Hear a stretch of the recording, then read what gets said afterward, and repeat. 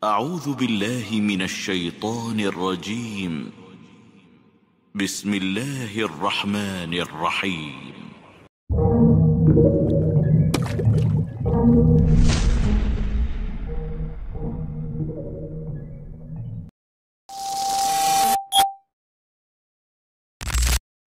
بسم الله الرحمن الرحيم. إن الحمد لله نحمده ونستعينه ونستغفره ونعوذ بالله من شرور أنفسنا وسيئات أعمالنا. من يهده الله فلا مضل له ومن يضلل فلا هادي له. أشهد أن لا إله إلا الله وحده لا شريك له وأشهد أن محمدا عبده ورسوله صلى الله عليه وعلى آله وصحبه وسلم تسليما كثيرا. أما بعد، معاشر الإخوة para hadirin hadirat jamaah rahimakumullah, alhamdulillah kita memuji Allah Subhanahu wa taala. Kita bersyukur atas nikmat Allah karuniakan kepada kita semua. Tidak akan bergeser kaki kita nanti di hari kiamat, tetap diam sampai ditanya oleh Allah Subhanahu wa taala tentang 4 perkara. Yang pertama, an umrihi fi ma afnah, tentang usia kita, Pak. Untuk apa kita habiskan usia kita? Dalam hal apa? Apakah dalam hal khusus untuk dunia terus, atau ada untuk ibadah kepada Allah Subhanahu wa taala? Maka sungguhnya umur kita akan kita pertanggungjawabkan di hadapan Allah Subhanahu wa taala. Orang-orang yang sudah diberikan usia 40 tahun ke atas, dia harus banyak bersyukur. Sehingga Allah Subhanahu wa taala sebutkan tentang orang-orang yang beriman, hatta idza balagha 40 sana, ketika usia mereka sudah 40 tahun, qala rabbi auzi'ni an ashkura ni'mataka allati an'amta 'alayya. Ya Allah, berikanlah karunia kepadaku untuk bisa mensyukuri nikmat yang Kau berikan kepadaku. Kemudian tentang an-umrihi fi ma afnah wa jismihi fi ma ablah, tentang tubuhnya untuk apa dia gunakan. Kemudian wa an ilmihi fi ma fa'al, tentang ilmunya apakah dikerjakan atau tidak. Wa an malihi min aina iktasabahu wa fi ma anfaqah, tentang hartanya dari mana dia dapatkan dan kemana dia belanjakan. Maka jamaah rahimahullah, tentang tubuh kita apakah kita gunakan untuk ibadah kepada Allah Subhanahu wa taala tidak. Kemudian di kesempatan malam hari yang berbahagia ini kita lanjutkan pembahasan dari sifat salat Nabi sallallahu alaihi wasallam. Sebelum kita masuk ke kitab, ada beberapa kita sebutkan tentang salafus saleh. Disebutkan oleh Sa'id bin Musayyib rahimahullah ta'ala, seorang tabi'in. Beliau mengatakan, ma adzana al-mu'adzin min 30 sana illa wa ana fil masjid. Tidak pernah dikumandangkan azan untuk sholat berjamaah selama 30 tahun kecuali aku sudah di masjid. Artinya selama 30 tahun tidaklah azan berkumandang kecuali aku sudah di masjid. Luar biasa orang-orang saleh menjaga sholat. Disebutkan bahwa Ibrahim bin Maimun al-Marwazi, dia ini adalah seorang pandai besi. Kemudian dia adalah seorang yang pandai besi, kemudian bekerja membuat emas, perak dan seterusnya. Dia mengatakan, fakana idza rafa'a al-mitraqah fasami'a nida' lis-salah la yaruddaha. Apabila dia mendengarkan suara azan, kemudian palunya sudah diangkat, maka dia tidak langsung memukulkan, dilepaskan. Padahal dia sudah siap pemalunya, ya, untuk besinya, untuk emas peraknya. Ketika mendengarkan azan, dilepaskan. Ayatnahu yuqifu 'amalahu wa yadhhab ila shalah, dia berhenti kerjaannya, kemudian dia lanjut datang ke masjid untuk sholat. Disebutkan bahwa sahabat yang mulia Abdullah bin Umar radhiyallahu anhu, idza fatat salat isya fi jamaah, apabila beliau terluput dari salat isya berjamaah, ahya baqiyata lailatihi, maka beliau menghidupkan semalam suntuk untuk salat tahajud, untuk menggantikan yang terluput dari salat berjamaah. Dikatakan Rabi'ah bin Yazid al-Iyadi rahimahullah taala, dia mengatakan tidaklah azan dikumandangkan di salat zuhur, untuk salat zuhur mundu 40 sana, 40 tahun lamanya, kecuali aku sudah di masjid. Sebelum azan aku sudah di masjid. 40 tahun aku menjaga itu, kecuali kalau aku sakit atau aku sedang musafir. Kemudian yang terakhir disebutkan bahwa Ali bin Hatim At-Ta'i radhiyallahu anhu, sahabat yang mulia. Ali bin Hatim At-Ta'i, dia mengatakan, "Ma uqimatis salatu mundu aslamtu illa wa ana ala wudu." Tidak pernah azan dikumandangkan semenjak aku masuk Islam. Semenjak aku masuk Islam tidak pernah satu azan dikumandangkan kecuali aku sudah berwudu. Maka kalau waktu salat hatta ashtaq ilaihi, sebelum salat sudah masuk, aku sudah rindu mendengar salat adzan. Aku sudah rindu mendengar salat adzan. Inilah jamaah betapa besarnya amal salat, betapa besarnya ibadah salat, betapa besarnya ibadah salat, sehingga Allah Subhanahu wa taala berfirman, "Wasta'inu bis-sabri was-salah." Mintalah pertolongan kepada Allah Subhanahu wa taala dengan sabar dan salat. Wa innaha lakabiratun illa 'alal khashiyin. Dan sungguh salat ini amat sangat berat kecuali bagi orang-orang yang khusyuk. Maka kita senantiasa menjaga ibadah salat kita, dan tentunya di atas keikhlasan dan di atas sunnah Nabi Sallallahu Alaihi Wasallam. Nah, kita lanjutkan pembahasan dari kitab sifat salat Nabi Sallallahu Alaihi Wasallam. Yang berikutnya, Imam Al-Albani rahimahullah telah sebutkan as-salatu fi ni'al wal amru biha. Salat menggunakan sandal dan perintah Nabi Sallallahu Alaihi Wasallam untuk mengerjakannya. Artinya apa? Sesekali kita mesti pakai sandal. Kapan itu? Ya ketika dibutuhkan. Ketika dibutuhkan, misalnya sholat di jalan, ya masjid sudah full sehingga di luar sholat hari raya dan sebagainya, di lapangan, atau ketika sholat di selain, artinya kecuali kalau mengotori masjid tentunya, kecuali kalau mengotori masjid hambal dia tidak. Wa kana yaqifu hafiyan ahyana, sesekali atau terkadang Nabi Sallallahu Alaihi Wasallam berdiri salat hafiyan, tidak pakai sandal. Wa munta'ilan, terkadang Nabi Sallallahu Alaihi Wasallam pakai sandal. Wa abaha dzalik li ummatihi, dan Nabi Sallallahu Alaihi Wasallam membolehkan hal itu bagi umatnya. Nabi Sallallahu Alaihi Wasallam bersabda, "Idza shalla ahadukum falyalbasna 'alaihi." Apabila kalian salat, pakailah sandal kalian. Aw liyakhla'huma baina rijlaihi, atau dia lepaskan sandalnya dan tempat meletakkannya, kalau dia pakai sandal, dilepaskan sandalnya, taruh di antara kedua kakinya. Ini bisa juga dipraktikkan ketika di dalam rumah. Biasa kadang-kadang kita punya sandal, ibu-ibu punya sandal khusus dalam rumah, atau kita bapak punya sandal dalam rumah dipakai sholat, mempraktikkan sunnah Nabi SAW, silahkan. Yang tidak pernah pakai sandal sholat, cuma dipraktikkan sekali. Imam Ahmad mengatakan, tidaklah aku pernah mendengar satu sunnah Nabi kecuali dipraktikkan walau hanya sekali. Walau hanya sekali. Nabi perintahkan, "Idza shalla ahadukum falyalbasna 'alaihi." Jika kalian sholat, pakailah sandal kalian. Aw liyakhla'huma baina rijlaihi. Kalau memang tidak dipakai, maka taruh di antara kedua kakinya. Antara kedua kakinya. Wala yu'bi bihima ghairah, jangan menyakiti orang di samping kanan atau kirinya. Jadi kalau pakai sandal jangan taruh di kanan, akan terganggu orang sebelah kanan kita. Jangan taruh di kiri, akan terganggu orang sebelah kiri kita. Karena sandal kita walaupun dia bagus, gak semua orang suka. Dia khawatir injak apa sebagainya, tapi taruh di antara kedua kaki. Wa akada alaihi wassalatu wassalam fihi ahyanan, terkadang Nabi sangat menekankan hal ini. Nabi Sallallahu Alaihi Wasallam bersabda, "Khaliful Yahuda, selisilah orang Yahudi. Fa innahum la yusalluna fi ni'alihim wa la khifafihim." Orang-orang Yahudi tidak pernah sholat pakai sandal, tidak pernah sholat pakai sepatu mereka, khuf, sandal yang menutupi mata kaki. Hadisnya sahih. Ya, disebutkan oleh Nabi Sallallahu Alaihi Wasallam. Kemudian, wa kana rubbama naza'ahuma min qadamaihi wa huwa fi shalah. Terkadang Nabi Sallallahu Alaihi Wasallam ketika pakai sandal, waktu salat sudah mulai, Nabi lepaskan sandalnya. Thumma istamarra fi salati. Kemudian Nabi lanjut salatnya.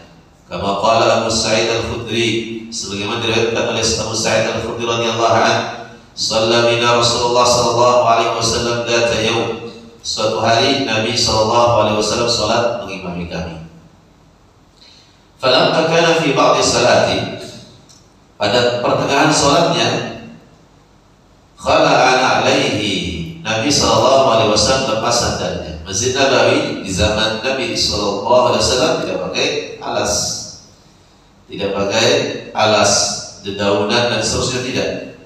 Sehingga kadang-kadang kalau di siang hari dilepaskan pakaiannya, kainnya, selendangnya, maksudnya pakai sujud oleh para sahabat karena nggak kuat panasnya pasirnya. Nabi SAW pakai sandal. Ketika Nabi SAW sedang sholat, fawada'ahu ma'an yasarihi, Nabi SAW lepaskan sandalnya dan letakkan sebelah kiri. Kenapa diletakkan sebelah kiri? Karena Nabi jadi imam, nggak ada yang terganggu di sebelah kiri Nabi. Dan yang terganggu di sebelah kiri Nabi SAW. Falamma ra'an nasu dzalika khala'u ni'alahum. Ketika para sahabat melihat itu, mereka pun melepaskan sandal mereka, semuanya mengikuti Nabi SAW. Dikira ketika pakai sandal di tengah-tengah dilepaskan sandal. Di faedahnya jemaah, beginilah para sahabat sangat mencontoh Nabi SAW. Ittiba' mereka. Begitu melihat Nabi lepas sandal, langsung mereka yang pakai sandal dilepaskan sandal. Ittiba' mereka. Mereka tidak tahu apa maksudnya. Falamma qada salatahu, setelah selesai salat, maka Nabi SAW mengatakan, ma balukum alqaitum ni'alakum, kenapa kalian lepaskan sandal kalian tadi? Lalu mereka berkata, ra'ainaka alqaita na'alaika fa alqaina ni'alana. Kami melihat kau melepaskan sandalmu ya Rasul, maka kami pun melepaskan sandal kami. Maka Nabi SAW mengatakan, sesungguhnya Jibril tadi mendatangiku ketika aku sholat, dan Jibril ngasih tahu bahwa di sandal Muhammad ada tadi bekas najis. Jibril datang ketika sholat memberitahu wahai Muhammad, di sandalmu ada bekas najis, maka aku lepaskan sandalmu.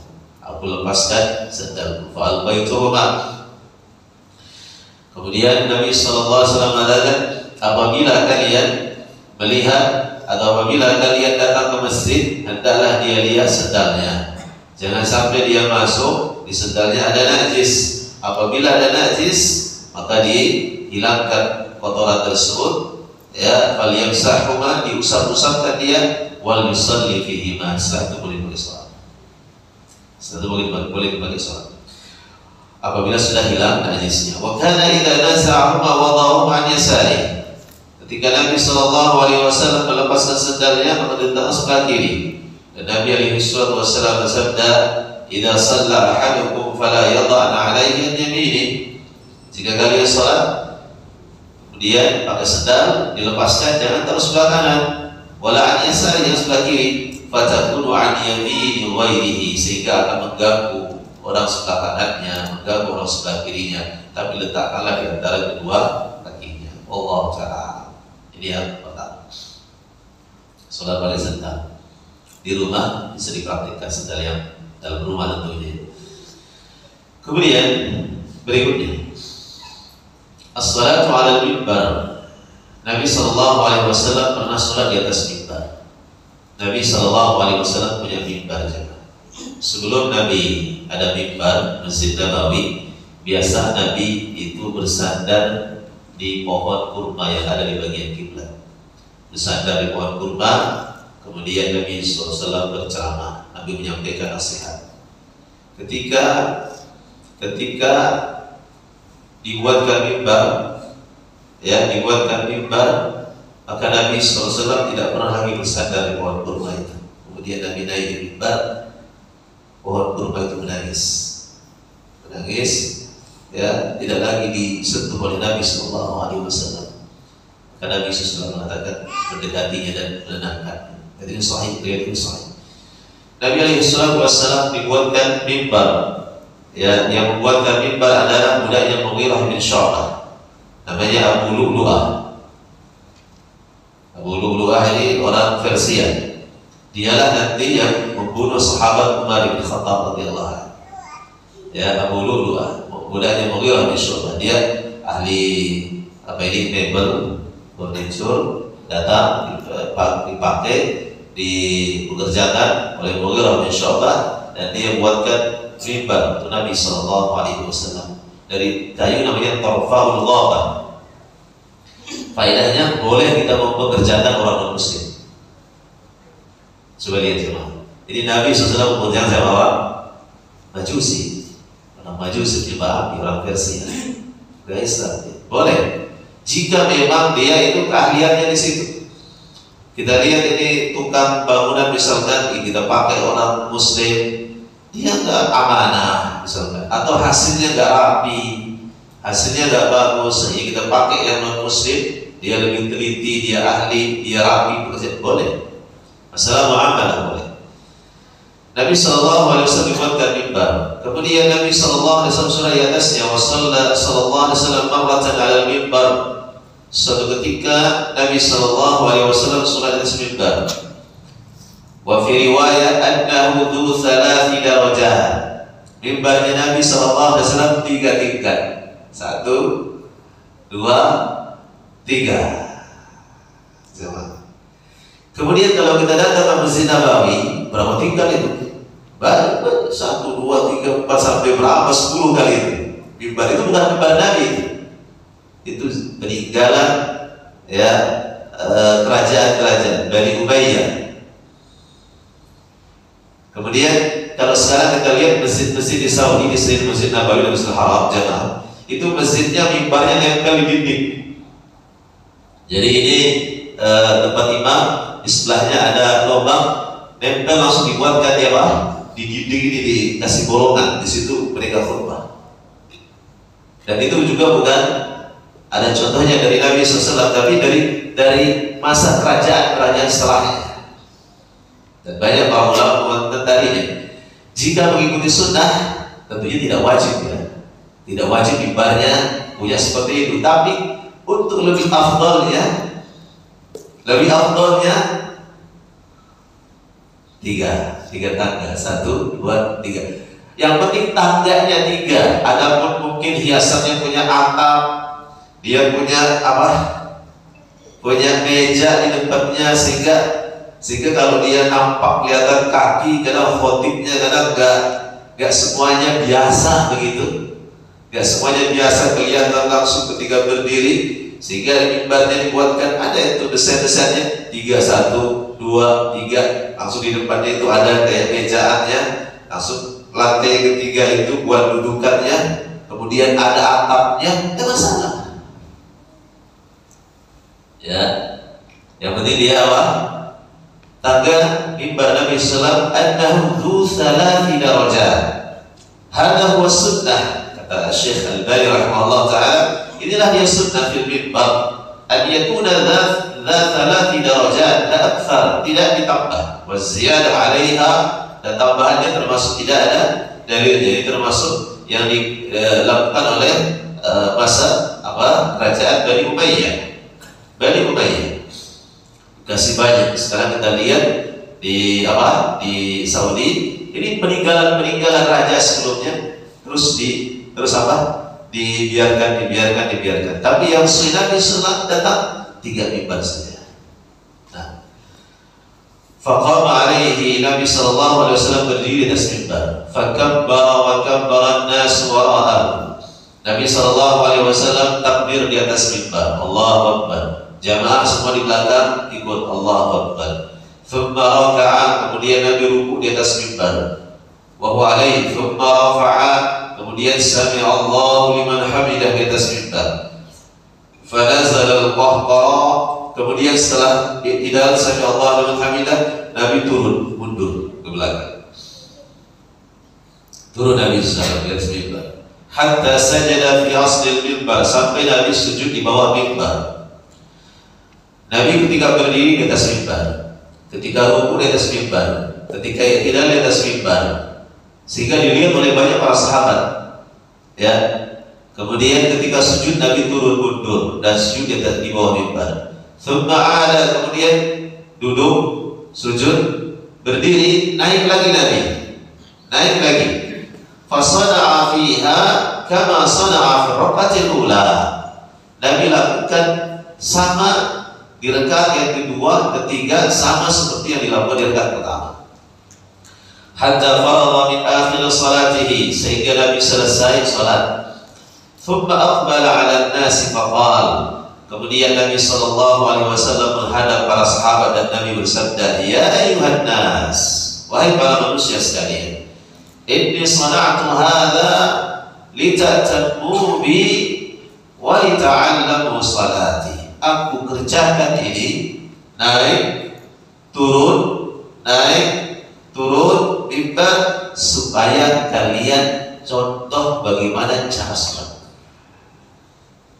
Supaya kalian contoh bagaimana cara sholat. Jamaah rahmatullah, sholat ini ibadah yang sangat agung. Semua kita yakin, semua kaum muslimin yakin, sholat ini ibadah yang sangat. Tidak ada seorang ayah, ibu juli berpesan kepada anaknya, jangan tinggalkan sholat, jangan tinggalkan sholat.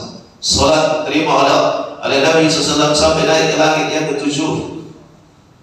Nabi SAW terima langsung kepada Allah Subhanahu Wa Taala, tidak turun Jibril menyampaikan. Sholat ibadah yang sangat mulia. Awwalu ma yuhasabu bihil 'abdu yaumal qiyamati as-shalah. Yang pertama kali amalan diperiksa di hari kiamat sholatnya. Yang pertama kali diperiksa amalan yang istimewa salat. Fa in shalahat faqad aflaha wa ajjah. Kalau dia baik salatnya, dia beruntung dan selamat. Maksudnya, kalau salatnya dijaga, pasti yang lain juga dijaga. Pasti yang lain juga dijaga. Pasti muamalahnya, bicaranya, akhlaknya, makan minumnya, tinggalkan maksiat, pasti dijaga. Maka Nabi sebutkan, fa in salahat faqad aflah wa ajjah wa in fasadat faqad khaba wa khasira. Kalau rusak salatnya, pasti dia merugi. Artinya, kalau salatnya ditinggalkan, pasti yang lain ditinggalkan. Pasti amanah yang lain ditinggalkan. Pasti maksiat yang lain dia kerjakan. Pasti amanah ibadah yang lain dia tinggalkan. Nah, ini dia jamaah. Semua kita yakin sholat ibadah yang istimewa. Tapi sekarang bagaimana? Kembali kepada contoh yang disunahkan oleh Nabi SAW, diajarkan oleh Nabi SAW. Jangan kita sesuka kita atau mencontoh guru kita. Guru kita yang paling pertama Nabi SAW. Guru kita yang paling pertama Nabi SAW. Nabi SAW. Karena kita sholat ya mana enaknya. Dulu kami pernah sholat, tangan ini harus begini, enak begini. Biasanya yang tidak mencontoh Nabi karena kebiasaan enak gitu, enak begini, khusyuk rasanya. Kemudian sholatnya itu enaknya sholat itu pejamkan mata loh, dari awal sampai akhir, pejamkan mata, khusyuk rasanya. Ada larangan dari Nabi SAW tentang hal itu. Bagaimana Nabi akan sholat pejamkan mata? Nabi atas mimbar, turun naik. Bagaimana pejamkan mata? Bagaimana? Jamaah Allah, ini dia. Maka Nabi SAW mengatakan, innama sana'tu hadza lita'tammu bi. Aku kerjakan demikian supaya kalian contoh aku. Wa lita'allamu shalat, yang kalian pelajari bagaimana salat. Allah Ta'ala. Kita lanjut. Di surat atas mimbar. Faedahnya, boleh kita salat mencontohkan kepada orang lain, terutama anak-anak murid kita. Ya, misalkan praktek sholat, sholatnya praktek aja, tapi sholat beneran boleh, dan didapat pahala. Nah, kemudian faedah yang bisa kita ambil juga bahwa bergerak dalam sholat boleh ketika dibutuhkan. Nabi turun, Nabi naik, Nabi turun, Nabi naik. Sallallahu alaihi wasallam. Contoh ketika sholat suara ini belum dimatikan, ini speaker story mengganggu sholat. Yang dekat boleh maju, matikan, mundur lagi ketika dibutuhkan. Nah, Allah Ta'ala bisa.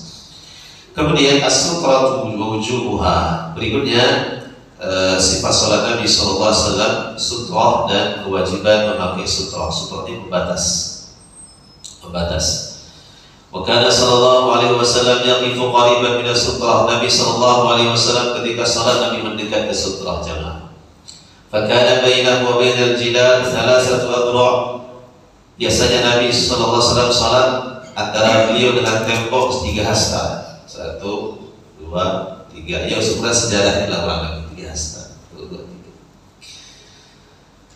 Sutra Nabi SAW itu jaraknya 3 hasta. Berarti kalau 3 hasta jarak sholat sutrahnya, ini bisa dipastikan sujudnya nggak terlalu menarik juga. Ada orang sujud jauh, ya jauh sekali. Berarti ini lebih dari 3 hasta ini. Ya, jadi Nabi SAW sujudnya sholatnya antara berdiri kemudian dengan dinding ukuran 3 hasta. Wa baina mawdi sujudihi wal jidar mamarru syari. Antara tempat sujudnya dengan sutrahnya, bahkan disebutkan dalam lafaz yang lain, antara berdirinya dengan sutrahnya seukuran lewat kambing. Maksudnya tidak begitu jauh, tidak begitu jauh. Wa kana yaqul, dan Nabi SAW bersabda, la tusalli illa ila sutratin. Hadis ini sahih dalam riwayat Ibnu Khuzaimah dalam sahihnya. Nabi SAW bersabda, janganlah kalian salat kecuali ada sutrahnya. Wala tada ahadan yamurru baina yadayhi. Kalau sudah ada sutrah, jangan kasih orang lewat di depan sutrah. Maksudnya jangan kasih lewat di depan. Adapun di belakang sutrah ya sudah. Fa in ana, apabila dia enggan maksa mau lewat, faltuqatilhu, lawan dia. Fa inna ma'ahul qarin, dia sedang bersama syaitan, dia sedang bersama jin qarin. Wa yaqul, dan Nabi SAW juga bersabda dalam riwayat Abu Dawud, Al-Bazzar, Hakim, dan disepakati oleh Al-Dhahabi dan juga An-Nawawi. Nabi bersabda, idza shalla ahadukum ila sutrah, apabila kalian sudah salat ke sutrah, mendekat sutrah, falyadnu minha, mendekat. La yaqta' syaitan alaihi salatah, jangan sampai syaitan memutuskan salatnya. Maksudnya jangan sampai syaitan memutuskan salatnya sehingga sutrahnya tidak ada, pandangan matanya jauh ke depan, sehingga putuslah kekhusyuan dalam salatnya. Adanya sutrah membatasi bagaimana pandangan salat, dan lebih dari itu ittiba, mencontoh Nabi SAW. Wa kana ahyanan yataharra as-salat 'inda al-ustuwanah allati fi masjidih. Terkadang Nabi memilih salat di belakang tiang yang ada di Masjid Nabawi. Berkata Al-Imam Al-Bani rahimahullah ta'ala, wa sutratu la budda minha lil imam. Sutrah ini harus bagi imam, wal munfarid, dan seorang yang salat sendiri. Kalau yang salat berjamaah tidak perlu, karena sutrahnya orang salat berjamaah, sutrahnya imam. Saya pernah sholat waktu itu kajian di As-Salam Bandara, full penuh, kemudian saya lewat di sab dekat pintu masjid kan, lagi saya bilang, dia ahli sutroh antum itu imam, saya bilang, ada yang lepas itu. Ya artinya ya refleks mungkin, tapi harus kita pahami bahwa ketika sholat berjamaah, sutrah kita imam. Kita makmum ya sudah, biarkan yang lewat di depan kita apa saja, siapa saja, ya sudah, tidak masalah. Dalilnya mana? Nabi SAW salat di Masjid Nabawi. Kemudian datang sahabat Ibnu Abbas radhiyallahu anhu ala himari atani, menggunakan himar. Di atas himar keledai sahabat Ibnu Abbas radhiyallahu anhu lewat di depan, di tengah-tengah orang salat, karena Masjid Nabawi ada pagarnya. Hanya ada atap daun, ada tiang-tiangnya, nggak ada pakai pagar. Lewat beliau, tidak ada seorang pun yang menghalangi, dibiarkan lewat. Ya, selesai sholat, tidak ada yang komentari. Demikian juga Nabi SAW. Ini artinya ketika sholat berjamaah, sudah lewat siapa, ada yang batal wudunya dan seterusnya, biarkan lewat, jangan dihalangi kayak tadi. Wa kana ahyanan yataharra as-salat 'inda al-ustuwanah allati fil masjid. Di masjid, wa kana idza shalla fi fadha'in laysa fihi syai' yastatiru bihi gharaza baina yadayhi hirbatan. Apabila Nabi SAW salat di fadha', halaman, lapangan bebas, tidak ada dinding menghalang, maka Nabi SAW gharaza, menancapkan di depannya hirba, yaitu tongkat ditancapkan atau tombak. Ya, Fasalla ilaiha, kemudian Nabi sholat di belakangnya, wan nas wara'ahu, dan sahabat jamaah berada di belakang beliau. Hadis ini sahih riwayat Bukhari Muslim. Nabi ancamkan sesuatu ketika di lapang. Wa ahyanan kana yu'arridu rahilatan, terkadang ketika di lapangan, ya, di padang pasir, Nabi akan sholat, terkadang untanya dijadikan depan. Rahilatan dijadikan, ditaruhnya unta, baru beliau sholat di belakangnya. Faisal ilaiha wa hadha khilaf as-salat fi a'dhanil ibil. Hanya saja tidak boleh sholat di kandang unta jemaah. Adapun di belakangnya ini boleh, karena menjadikan dia setor. Beginilah kondisi Nabi SAW sangat serius dengan apa? Setor. Dia bawa sesuatu, kadang untanya dia sholat.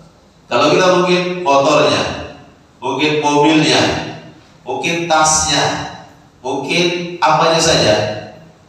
Nah, kemudian Faisal ilaiha wa hadha khilafus salat fi a'dhanil ibil, tapi ini bukan berarti bolehnya sholat di kandang unta. Ada larangan sholat di kandang unta jemaah.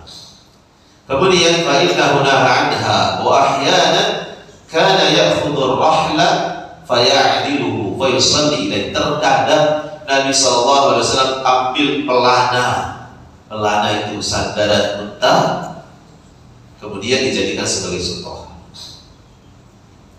Wa kana yaqul, dan Nabi SAW bersabda, "Idza wada'a ahadukum baina yadayhi mithlu mukhiratir rahl." Apabila kalian salat dan di depan kalian sudah ada seperti tegaknya pelana unta, falyusalli wa la yubali man marra wara'a dzalik. Silakan dia salat dan biarkan saja apa yang lewat di depan kalian, di belakang sekolah itu. Wa shalla marratan ila syajarah. Kemudian jamaah Allah, berapa ukurannya disebutkan dalam ta'liq beliau rahimahullah taala, ukurannya sekitar sehasta, bahkan disebutkan sepertiga hasta. Ya, satu hasta ini segini, berarti berapa senti? Atau sebagian disebutkan dalam catatan juga sifat sholat Nabi dalam versi yang di ta'liq lagi berikutnya, sepertiganya dibagi tiga, berarti hasta bagi tiga. Gelasnya sudah cukup, bisa. Ini juga bisa ya, insyaallah. Sholat belakangnya sutroh. Ya biasanya sehasta, disebutkan sepertiganya juga bisa.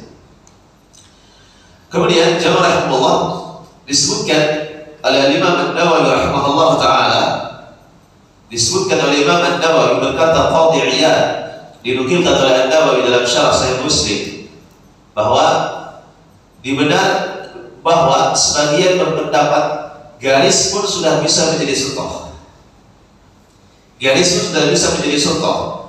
Kemudian Imam An-Nawawi membawakan sebuah riwayat bahwa Nabi SAW mengatakan apabila garis sutroh maka garis sudah bisa menjadi sutroh. Dan Imam Nawawi mengomentari hadis ini dhaif. Imam An-Nawawi mengomentari setelah menukilkan tentang ini garis menjadi sutroh, beliau mengomentari dalam syarah Sahih Muslim, hadal hadis dhaif kama.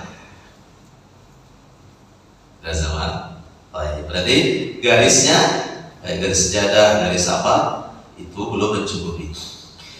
Kemudian wa kana yaqul idza wada'a ahadukum baina yadayhi mithlu mu'akhiratir rahl falyusalli wa la yubali man marra wara'ah.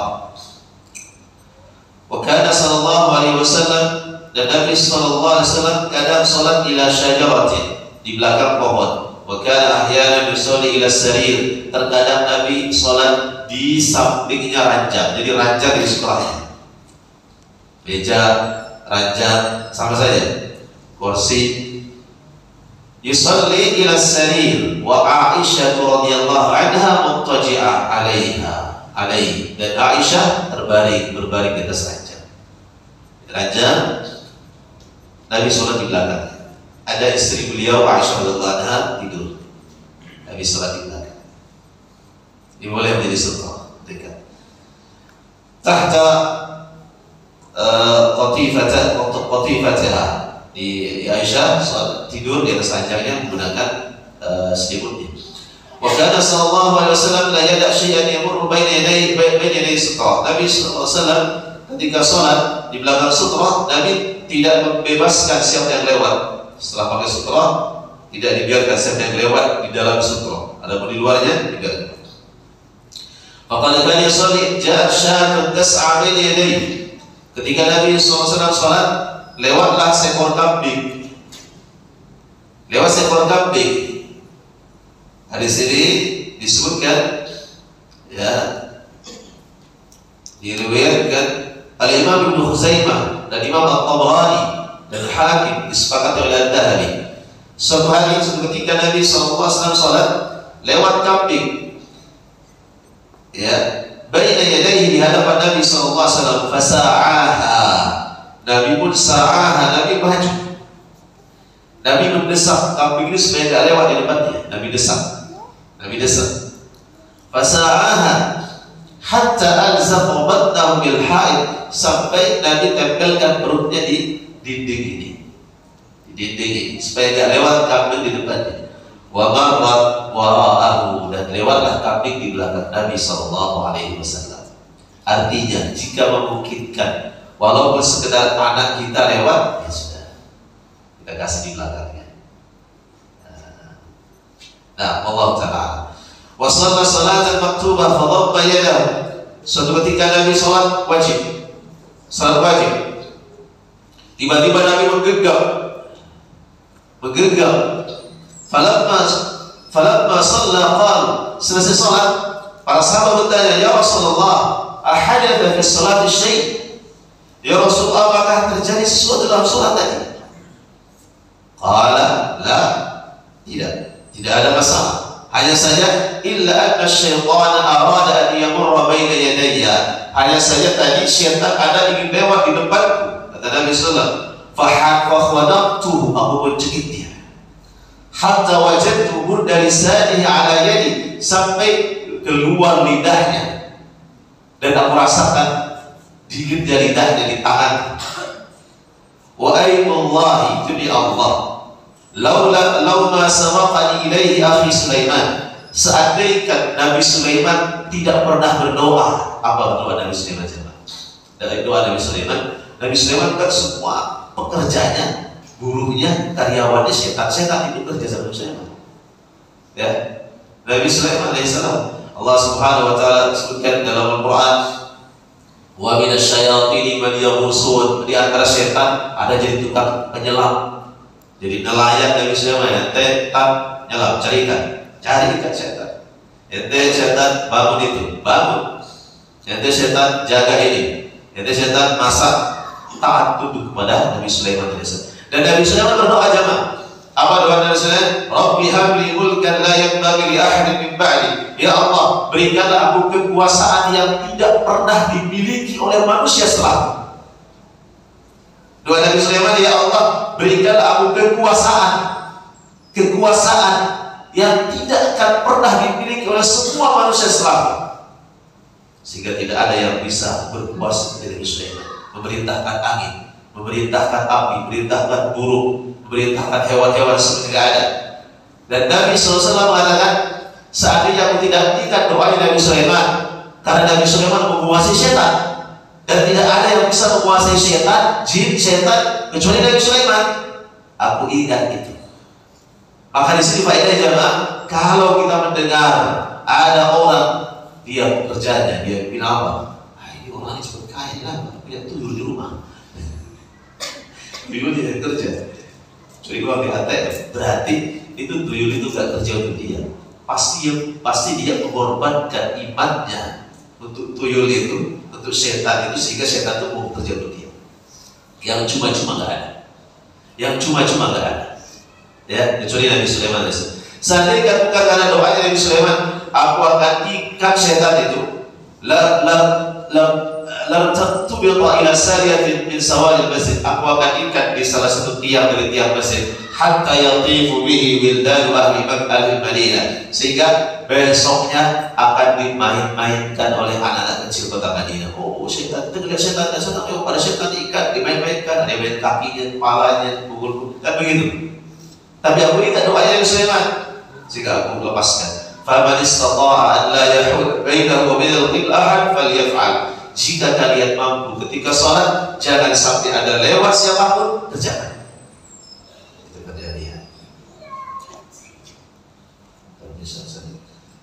Kemudian jamaah Allah, lanjut sedikit. Idza shalla ahadukum yasru minan nas, apabila kalian sholat, kemudian dia sudah punya sutra, dan ada orang mau lewat, halangi dia, tahan dia. Kalau dia enggan, awan dia bersama syaitan. Nabi SAW yang terakhir, Nabi katakan, jamaah, coba kita renungkan ini.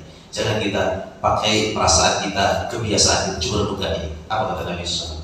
Laula ya'lamul maru baini lil musalli. Seandainya orang yang lewat itu tahu bahayanya, tahu dosanya, lewat di depan orang salat, niscaya dia menunggu 40 lebih baik daripada dia lewat. Berkata Imam An-Nawawi rahimahullah taala dalam syarah Sahih Muslim, 40 maksudnya apa? Tidak tahu 40 tahun, bisa 40 bulan, bisa 40 hari. Coba bayangkan. Ya, ini cuma 40 detik atau 4 menit saja dan sebagainya. Misalkan tidak ada jalan lain, ada orang sholat sunnah di depan pintu tunggu sebentar dan dia pakai sutra. Gimana kalau orang tidak pakai sutra? Tapi jauh tempatnya, karena biasa kita lihat ini. Jauh tempatnya di belakang, dia pakai sutra. Ya sudah, bismillah. Kita lewat di depannya sebatas ukuran sutranya sudah. Tidak sama ya. Misalnya 1, 2, 3, 4, 5, 6, 7 hambal. Beliau sholat di paling belakang. Kemudian ke hambal yang ke-7. Sudah, kita lewat di sini tidak apa-apa. Ini fatwa Syekh Shalih Al-Utsaimin rahimahullah. Yang penting jangan lewat di hambalnya dia. Yang penting jangan lewat di hambalnya di sebelah sutranya dia. Wallahu ta'ala a'lam. Cukup mungkin sudah ada. Kita azan dulu atau tanya jawab sedikit. Assalamualaikum warahmatullahi wabarakatuh. Ini Ustaz, ada 2 pertanyaan. Yang pertama, pada saat Rasulullah sholat kemudian dia naik di atas mimbar dan dia ruku, kemudian gerak kemudian mundur untuk sujud. Setelah selesai itu dia menyampaikan kepada bapak manusia, sengaja di atas mimbar agar engkau contoh sholatku. Itu yang pertama itu. Kemudian kedua, tadi disampaikan juga bahwa pada saat kita sholat itu, apalagi sholat harus punya sutra atau kipas rapat ke. Nah, terkadang kita dalami di masjid pada saat kita sholat sunat, kita kan biasa mungkin menjadikan orang yang pakai dan sutra.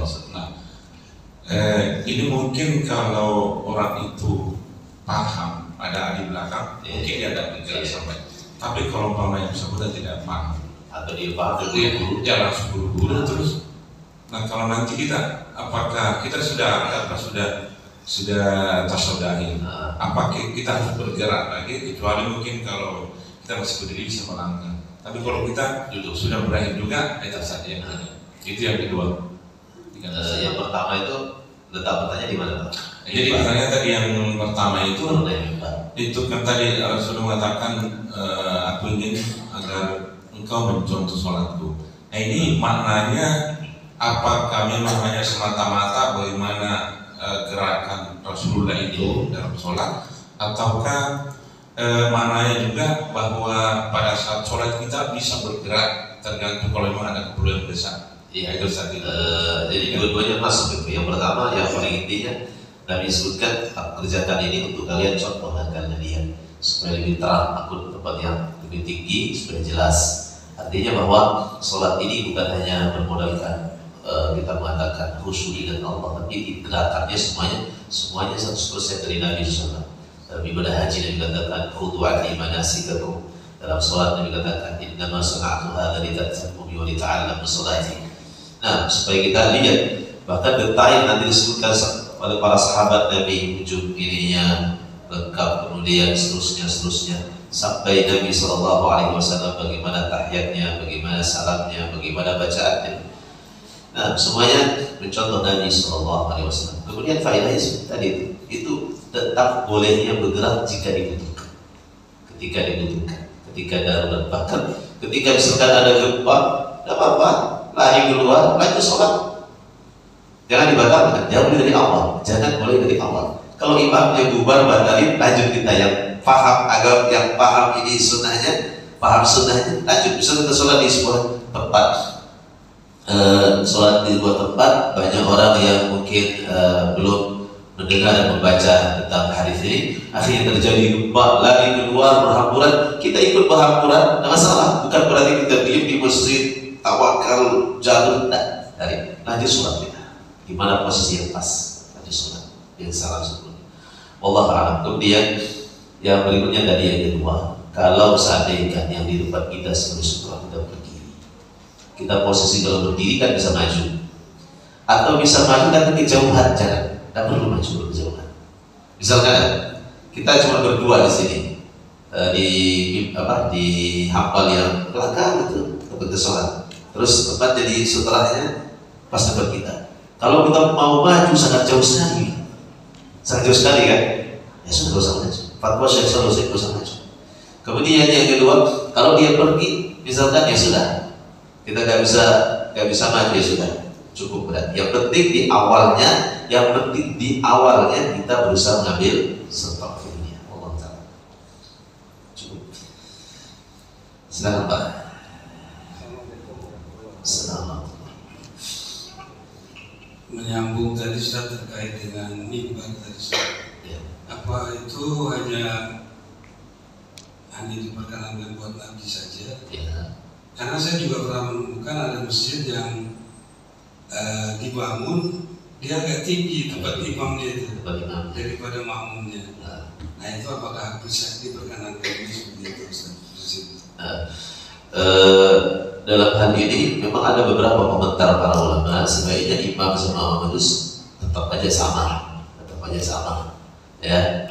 Adapun itu mungkin diambil tempat imam yang ada sunnahnya, itu bukan tempat imam yang tinggi tapi tempat khotib, itu dengan mimbar. Adapun tempat imam, maka Masjid Nabawi rata, bahkan Masjidil Haram imamnya paling bawah. Artinya Masjid Nabi SAW rata semua, tidak dibedakan antara beliau dan lebih tinggi dengan imamnya. Nah, Allah Ta'ala begitu.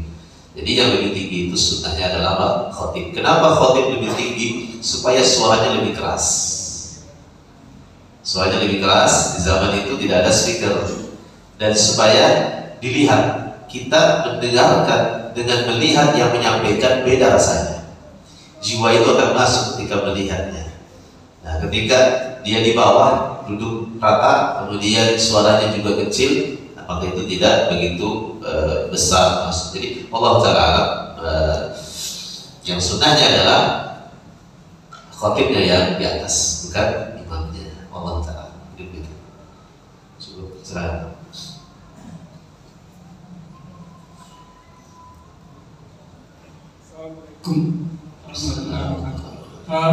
Begini Pak Ustaz, pernah seorang makmum mungkin karena ada usul pas dibarakan imam, dia meninggalkan tempat itu. Saya berada di sampingnya, saya tunggu itu